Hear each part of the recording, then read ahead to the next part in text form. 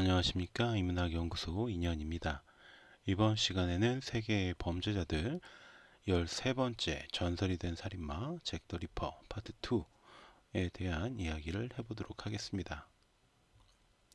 자, 그동안 신년 특집, 연말 특집 이런 것들 때문에 잭 더 리퍼가 좀 많이 텀을 가지고 다시 시작을 하게 됐습니다.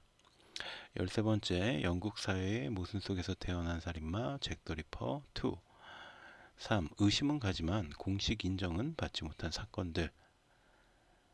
자, 지난 시간까지 제가 이 1800년대 말에 어떤 영국의 굉장히 어려웠던 사회상에 대한 이야기, 그리고 5번에 걸친 이 공식적인 잭 더 리퍼의 살인에 관한 이야기를 해드렸고요.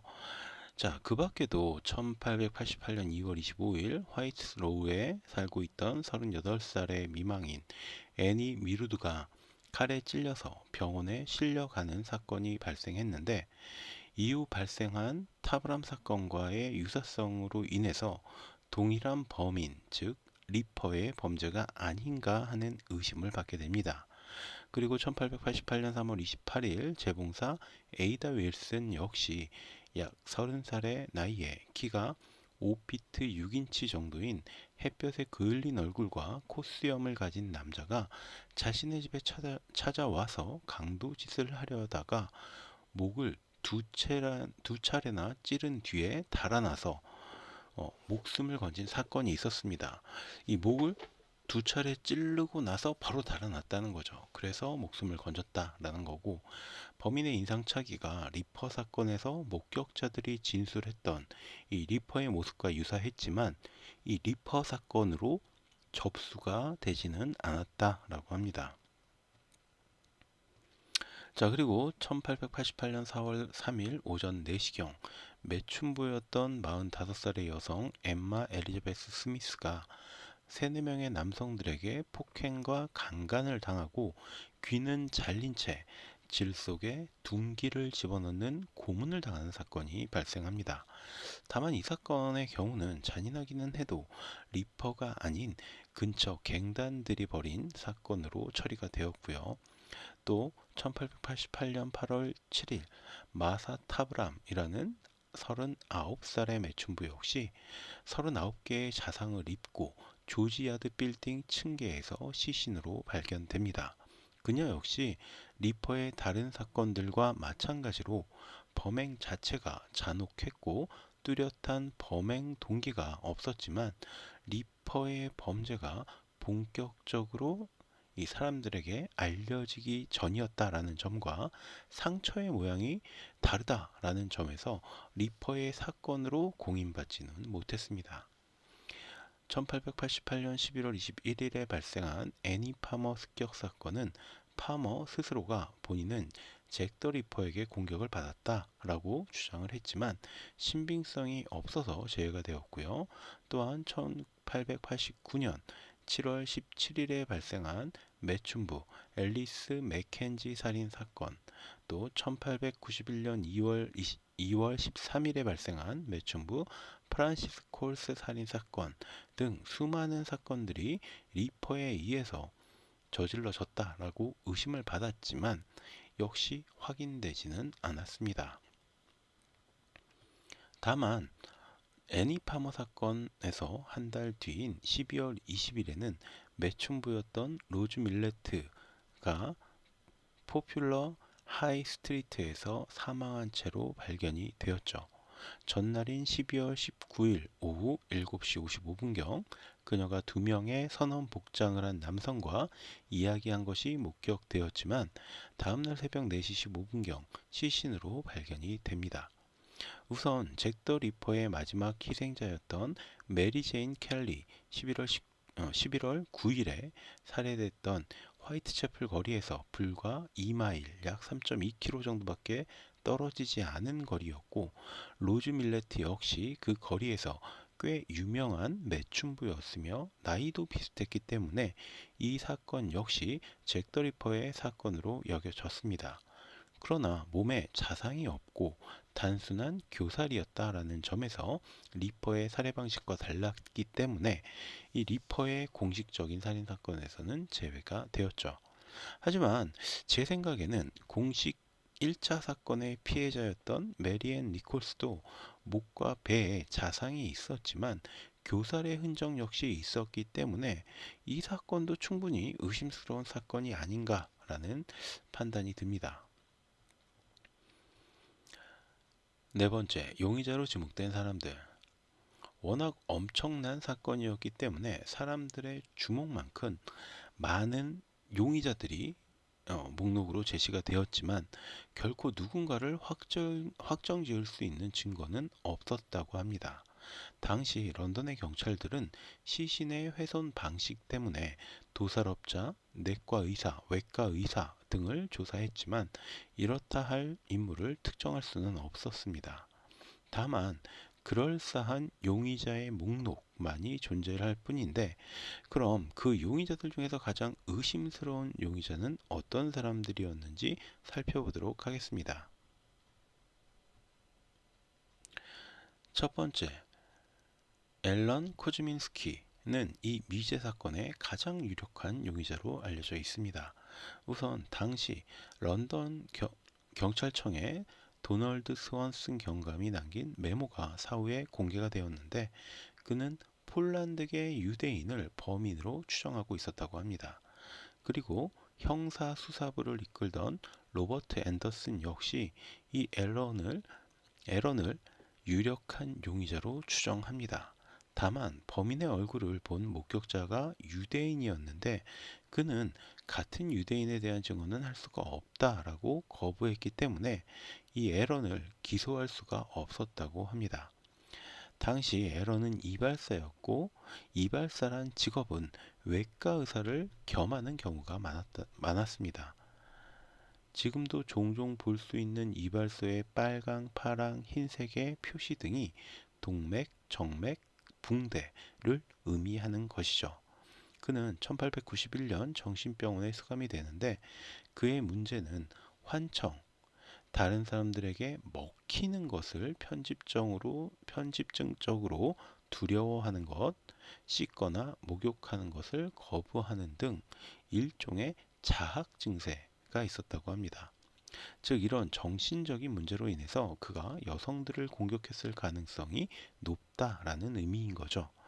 특히나 리퍼의 마지막 살인이 1888년 11월 9일이었고요. 앨런이 정신병원에 수감된 것이 바로 1891년이었기 때문에 앨런이 수감된 이후에 살인이 그쳤다라는 점 역시 그를 유력한 용의자로 추정하게 만듭니다. 다만 마지막 살인과 정신병원 수감 사이에 1년이라는 시간이 비어있기 때문에 이 근거는 좀 억지스러운 게 아니냐라는 주장도 있습니다. 살인에 심취한 살인마가 1년 동안 범죄를 저지르지 않다가 정신병원에 수감되었다? 이건 좀 불가능한 일이라는 거죠. 그러다가 지난 2014년 네 번째 피해자인 캐서린 에도스가 두르고 있던 숄이 경매에 등장을 했고요. 이 숄에서 DNA를 채취해서 앨런의 후손과 대조해 본 결과 일치한다라는 결과가 나오면서 다시 한번 앨런이 리퍼일 것이다라는 주장이 강하게 대두됩니다. 하지만 법의학계에서는 결정적인 증거가 되는 핵 DNA가 아닌 특이도가 약한 미토콘드리아 DNA, 즉 모계에서 갈라져 나온 모든 자손들에게 동일하게 나타나는 DNA로 대조한 것이기 때문에 신빙성이 부족하다라는 판단을 내렸습니다. 그럼에도 불구하고 FBI의 프로파일러 존 더글라스는 범인은 정신장애와 섹스 부적응 등의 문제가 결합해서 여자들에게 엄청나게 적개심을 느끼고 있는 인물이라고 추정을 했고, 우리에게 제시된 여러 후보 중에서 앨런 코즈민스키가 가장 프로파일에 부합한다. 그러나 코즈민스키는 우리에게 제시된 용의자들 중에 한 사람일 뿐이며 그를 잭 더 리퍼라고 확신하는 것은 무리가 있다. 하지만 잭 더 리퍼가 코즈민스키와 유사한 인물이라는 점은 자신 있게 말할 수 있다라고 밝혔습니다. 또한 리버풀 대학의 범죄심리학과 교수 데이비드 켄터 역시 에런의 거주지가 살인사건이 발생한 장소를 원으로 그릴 경우 중앙에 위치한다라고 주장하며 그를 범인으로 지목했죠. 자, 두 번째 인물은 존 파이저 혹은 존 파이퍼 라는 인물입니다. 화이트 채플에서 부츠를 제작하던 인물로 역시 폴란드계 유대인이었습니다. 사건 초기 런던 시민들은 가죽 앞치마를 입은 인물을 범인으로 의심했는데 이 파이저는 자신의 직업상 가죽 앞치마를 늘 착용하는 인물이었죠. 특히 그는 칼로 사람을 찌른 전과가 있었고 매춘부를 폭행한 전과도 있었습니다. 그로 인해서 첫 번째와 두 번째 피해자인 메리앤 니컬스와 애니 체프먼이 시체로 발견되었을 때는 경찰에 체포를 당하기도 했죠. 하지만 첫 번째 사건 당시에 그는 친척 집에 있었고 두 번째 사건 당시에는 런던 부둣가에서 경찰과 대화를 나누는 중이었다라는 알리바이가 드러나면서 무혐의 처분을 받게 되었습니다. 다만 그럼에도 불구하고 그의 전과나 폭력성 그리고 직업 특성상 칼을 잘 다룰 수 있다는 것 그리고 그도 폴란드계 유대인이라는 점으로 인해서 그를 의심하는 사람들도 분명 존재합니다. 하지만 모든 면에서 에런 코즈민스키에 비해서 그 의심도가 떨어지는 인물이라는 점은 분명하죠. 세 번째, 파이저와 유사한 용의자로 토마스 헤인 컷 부시가 있습니다. 그 역시 한 여성의 등을 찌르고 두어 번 더 찌르려고 시도하다가 붙잡혀서 정신 이상 판정을 받고 수감이 되었는데 그의 경우에는 매독으로 인한 망상장애를 앓고 있었다고 합니다. 어쨌든 그는 1891년 정신병원에 수감되었고 역시 이후 리퍼의 살인사건도 일어나지 않았습니다. 그러니까 에런 코즈민스키하고 비슷한 시기에 정신병원에 감금이 된 거죠. 1894년 영국의 신문 선은 토마스를 리퍼라고 주장하는 기사를 발행했고요. 소설가였던 A.P. 울프, 피터 호지슨, 데이비드 블록 등이 토마스를 범인으로 지목하는 작품을 썼지만 역시 근거는 좀 부족한 편입니다. 네 번째, 찰스 앨런 레이치미어 혹은 찰스 크로스는 픽포즈 컴퍼니의 고깃집 운전사였고요. 첫 번째 희생자 메리앤 니콜스의 시체를 처음으로 발견한 것으로 알려진 남자입니다. 찰스는 잭 더 리퍼라는 다큐멘터리에서 스웨덴 언론인 크리스터 홈그렌과 에버리스트 워스 대학의 범죄학자 가레스 노리스에 의해서 용의자로 지목을 받았습니다.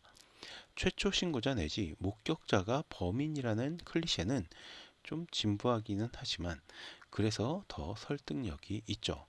우선 찰스는 경찰에게 그가 니콜스를 발견하고 몇 분밖에 함께 있지 않았다라고 주장했지만 그의 출근 경로에 대해 조사한 결과 레치미어가 니콜스와 최소 9분 동안 함께 있었던 것으로 파악이 됩니다.